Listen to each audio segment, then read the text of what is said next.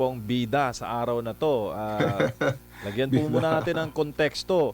Pakikwento po ninyo, sir, nung panahon na inyo pong nakumpirma na meron pong nag-aabang na arrest warrant po sa inyo pagkatapos ng holiday season.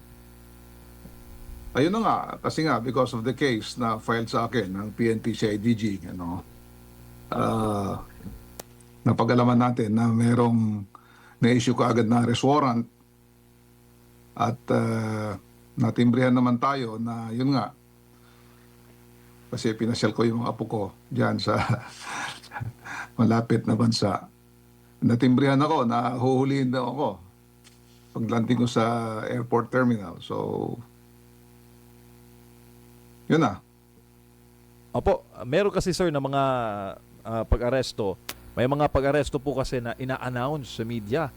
Eh ngayon, kung hindi lang namin nalaman na may mga banta, malaman sa malamang, kung hindi alam ng media, talagang secretive yung pagkaka-aresto sa inyo, General, kanina. Maaring ganun nga, no? Pero inaasahan naman actually namin yung warrant of arrest. Ang ano kasi dyan, dahil yung kaso ko naman talaga ay bailable, ang plano talaga namin yun, kung merong warrant of arrest, magbo-voluntary surrender ako para ayusin na yung na maayos yung kaso. Pero yun nga, dahil nagpunta ko abroad, ang timbre sa akin ay, yun nga, arestuhin ako pag landing sa aeroplano sa terminal. At Which actually, ganun ang nangyari. opo, siya nga nangyari. At kanina sir, paglapag niyo pa daw sa airport, sa paliparan natin sa NAIA, hindi rin po kayo nagkaroon ng chance na makausap po yung mga abogado? Pakikwento po sir, yung paglapag po niyo dito sa bansa. Totoo yan, sinalubungan ko ng ating mga kapulisan, yung CIDG, NCR, dyan sa tube ng aeroplano. Tapos binasahan naman ako ng Miranda rights, yung aking karapatan bilang akusado. Pero paglabas namin ng terminal, pag nag-clear namin sa customs saka sa immigration, inaasahan ko na dahil nandun yung mga lawyers ko, ay payagan sila na mag-consult sa akin at makasama ng isa sa kanila kung saan ako dadalhin ng PNP CIDG. So unfortunately, hindi nga pinayagan na makalapit o makausap ako ng aking lawyers. Opo, sir, kayo po ay miyembro, no? Past president ng PMA Class 81, produkto po ng Philippine Military Academy sa inyo pong career sa Armed Forces. Never po kaming nakabalita na kayo po ay na-involved sa anumang irregularidad. Ano po para sa inyo bilang veterano, ang sinapit po ninyo sa dulo po ng inyong karera na kayo lamang po ay naghahayag ng inyong mga puna sa pamahalaan? Totoo yan, although of course retired na ako, nakikita ko kasi bilang isang Pilipino at bilang dating sundalo na nagserbisyo na matagal sa ating bayan, nakikita ko na kawawa naman yung bayan natin. Marami mga kapwa Pilipino naghihirap. Tapos yung ating mga ibinoto, yung ating mga piniling mga leader, yung ating mga politikong pinagkatiwalaan natin para magserbisyo sa atin, ay iba yung ginawa nila, di ba? Sa halip na serbisyohan tayo, yan, nilapastangan nila, nagnakaw sila. Yung mga dapat na pera gamitin sa mga proyekto para matulungan yung mga kababayan natin, lalo-lalo na yung mga mahirap, ay hindi nagawa. Naging ghost project. Ginamit nila yung pera, nakuha nila yung mga pera para sa pangsarili nila. So, napakasakit isipin yung gano'n nangyayari. Samantalang marami sa ating mga kababayan naghihirap. Opo, bago lang po si Partner Armar. Sir, you could have stayed silent eh. Meron po kayong kalayaan, no, na pumili na manahimik. Kim-kimin na lamang yung mga puna in your own at hindi po sa publiko at hindi po bumuo ng pangkat yung United People's Initiative para po magpahayag nga ng voice of dissent. Ano bang naging tipping point sa inyo, General? Bakit po kayo umabot sa pakikibaka po na ganito? At totoo yan, retirado na ako Nagsilbisyo na ako sa bayan natin matagal sa Armed Forces, sa active service.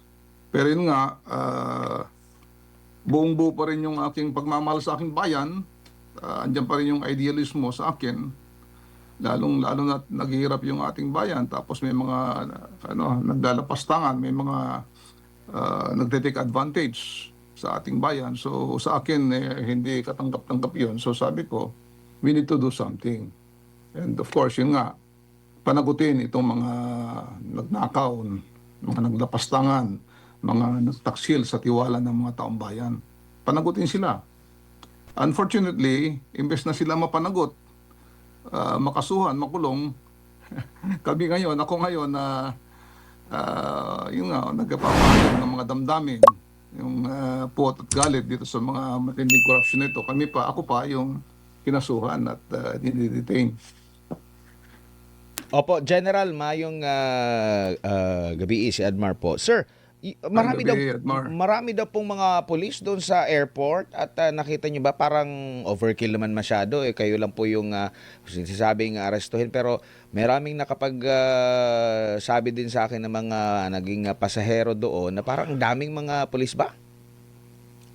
At totoo yan, medyo nagulat nga rin ako sa dami ng mga pulis doon, both uniform saka yung mga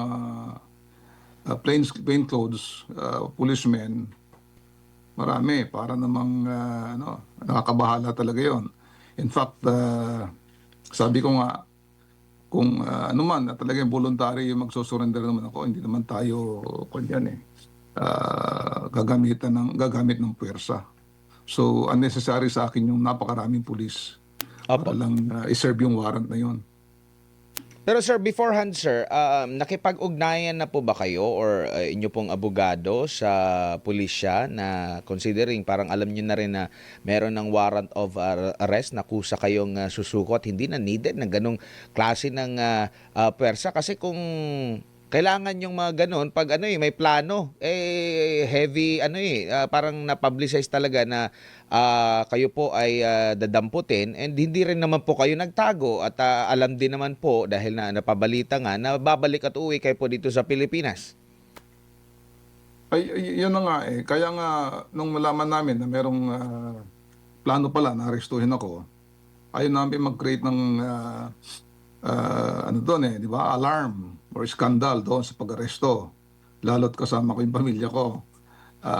So yung mga lawyers ko, at saka yung mga kakampi natin na retired din ng mga pulis, nakipag-coordinate sa CIDG para maging maayos yung pag-serve ng warrant of arrest.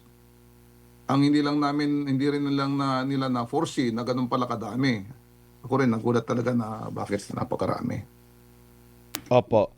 No, ngayon po, kung babasahin natin yung mga sa comment section ng inyo pong pag-aresto, marami pong nagkukumpara. Bakit sa inyo po na nagsilbi kayo sa bansa natin, mahigit 3 dekada po no, na nagsilbi, kinumpara kayo doon sa mga naging kalaban talaga ng Estado na bakit wala mga ganong klase ng kaso na isinampalaban sa kanila at inaresto ng kagaya na ginawa po sa inyo po, General? Totoo yan, kaya nga katakataka naman, dahil of course, ako ay isang retiradong sundalo na nagserbisyo ng marangal sa ating bansa. Kinalaban natin yung mga kalaban ng bayan, ng bansa, tulad ng mga komunista. Unfortunately, itong mga komunista, nung kanilang anniversary, nung Communist Party of the Philippines, nagmarcha sila dyan sa Maynila May mga placard sila na yun nga, hinikayat nila mga taong bayan na mag-join ng NPA, yung armadong pakikibaka para ipapagsakin ng ating bansa, gobyerno. Tahimik ang armed forces, ang DND, tahimik yung ating national security, tahimik yung ating police. Walang kinasuhan sa kanila, wala man lang kinosyonan o pinagsabihan. So, parang double standard na nangyari. Ako bilang nagpo-protesta lamang, naghahayag ng mga hinaing, na hindi lang sa aking hinaing yan. I-represent namin yung maraming mga tao rin, mga grupo namin, saka yung mga ordinaryong mga taong bayan. At fortunately nga, ako pa yung kinasuhan, ako pa yung dinidetain. Samantalang yung mga komunista na hayagang inciting, naghihikayat ng sedisyon, ay hindi man lang pinagsabihan o lalong-lalong hindi kinasuhan. Opo. And meron daw po kayong maghahain din po daw kayo ng reklamo, sir, doon sa mga arresting officer? Yung nangyari kasi doon, because nung binasahan ako ng Miranda rights, yung aking karapatan bilang akusado, kasama doon sa karapatan ko ay right to legal representation o legal counsel. Ngayon, nung mga palabas na kami doon sa terminal, andon na yung mga lawyers ko hindi pinapasok. So sumisigaw yung mga lawyers na Attorney Topacio, Attorney Garcia, Attorney Magdamo, na papasukin sila para mag-consult ako kasi karapatan ko yun legal representation. Unfortunately nga, hindi pinayagan ng pulis yun na makalapit sila. So, so nag-travel kami na wala akong kasama lawyer o hindi nakapag-consult sa lawyer. Ang